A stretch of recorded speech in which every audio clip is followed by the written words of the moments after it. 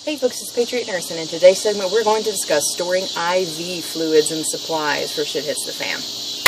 Okay, now before we jump too far into this, we need to deconstruct a few myths real quick.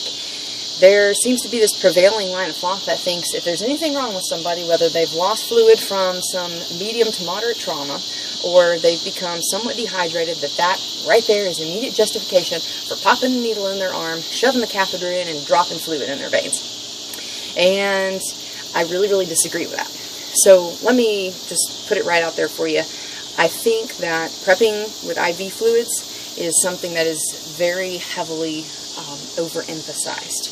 Okay. Usually, if somebody is at the point where they need IV fluids, they didn't just get there all of a sudden, with some notable exceptions, mainly trauma. But even then, the human body can run deficits of fluid volume for quite a long time before it really becomes an issue. Let's talk about the reality of IV supplies for a second here. Okay. A lot of people that I know personally who have either come to my classes or have dialogued with me at some point have said, okay, I'm prepped because I've got my 3 bags of IV fluid. Usually it's normal saline. I've got my 3 bags of saline. I got a couple catheters and a couple of lines of tubing and an INT, and I'm okay. And an INT is a connector. Okay.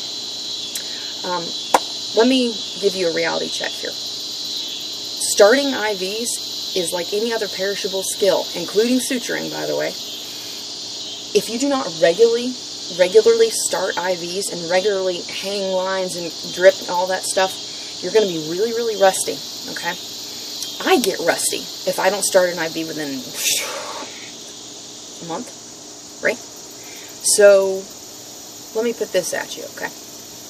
If you only have a couple of the needles, which are needles covered with catheters, and you try and start a line on somebody, odds are you're probably going to miss, especially if you as a layperson are having to give IV supplies or IV fluids. If you're having to give somebody IV fluids as a layperson, odds are they're pretty far gone, and odds are that vein is probably really flat and not easy to find. So what's going to happen? You're going to miss. And rather than waste the limited supplies that you have, what are you going to be tempted to do?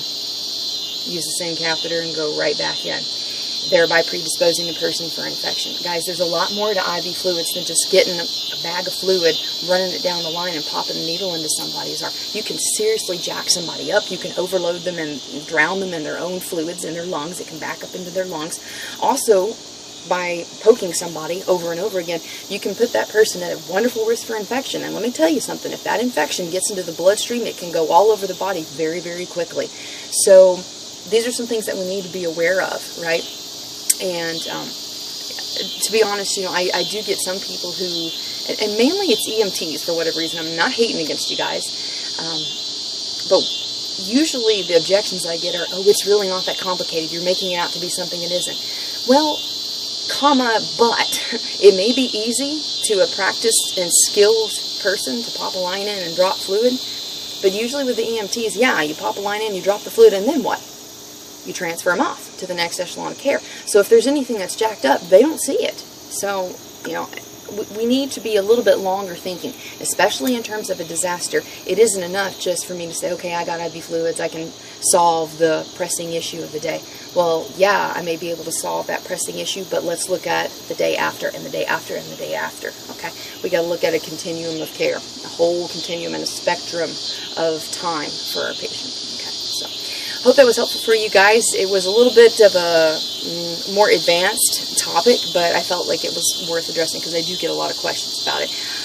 I'm not really a huge fan of lay people with IVs. There are other solutions that are less invasive, that are much lower in their risk to do damage. And you need to come to Medical Prep 101 to learn about it. So that's the class that I teach. If you're interested in learning more about disaster preparedness, medical preparedness specifically, check out the website, www.thepatriotnurse.com. Going to a whole bunch of places this next year.